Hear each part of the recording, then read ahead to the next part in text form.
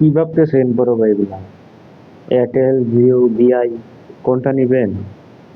নেন জিও, এয়ারটেল, বিআই সব সেম রিচার্জ।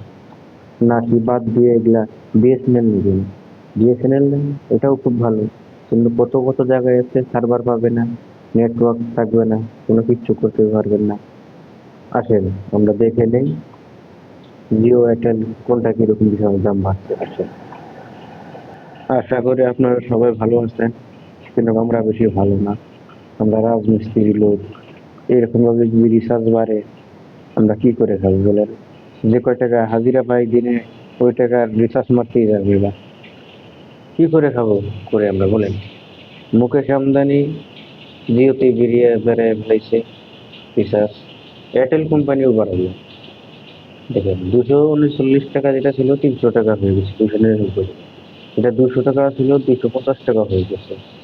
যেটা 150 টাকা ছিল সেটা 199 টাকা হয়ে গেছে। তো এইভাবে যদি রিচার্জ বাড়ে তাহলে বলেন তো গরিব মানুষ কি করবে? রিচার্জ হতেই না ওদের সব পয়সা খরচ হয়ে যাবে। সবাই বলতেছে মুকেশ আমদানির ছেলের বিয়ে, তার জন্য টাকাটা আমাদের কাছ থেকে উঠে যাচ্ছে, খরচা করতে লাগবে। সেটা নয় বুঝলাম, মুকেশ আমদানির বিয়ের জন্য মুকেশ আমদানির রিচার্জের টাকাটা বাড়াইছে জিও। এয়ারটেল কোম্পানির কার বিয়ে, কার কি হইতেছে বলেন আপনারা? এয়ারটেলের কেন বাড়াইতে লাগবে? হুম? এখন যা বোঝা যায় এগুলো সব ছাইড়া দিয়ে সবাই ভাবতেছে বিএসএনএল নিবে, বিএসএনএল নিবে। বিএসএনএল সিম যে আপনারা নিবেন, বিএসএনএল সিমটা কত কত জায়গা আছে নেটওয়ার্ক নাই, কত কত জায়গা আছে নেটওয়ার্ক পাইলে আপনি নেট চালাইতে পারবেন না, 2G পাবেন। কত কত জায়গায় আছে 2Gও পাবেন।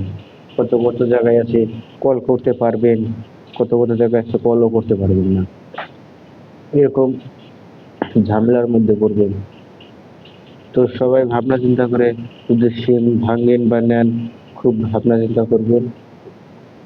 কারণ একটা সিম ফেলে দিবেন, সেই সিম নাম্বারে অন্য সিম বানাবেন বিএসএনএল। বিএসএনএল এরকম সার্ভার নাই শুনতেছি, এরকম টাকা নিতেছে কিনে প্রাইভেট হিসাবে এটা ইউজ করবে, 5G বানাবে। ওটা হলে তো ভালোই হয়, নাহলে তো আমাদের গরিব লোক যেগুলো আছে, গরিব লোক সবাই না করতে পারলে মানে রিচার্জ করে দিচ্ছে। দেখো সেটা 19 টাকা ছিল রিচার্জ, সেটা দেখুন 22 টাকা হয়ে রিচার্জ। 19 টাকা 29 টাকা এগুলো দাম লাগে। তো যদি ভিডিওটা বানাইলাম, যদি ভালো লাগে তাহলে একটা করে সাবস্ক্রাইব করে দেবেন আমার ভিডিওটা। ধন্যবাদ।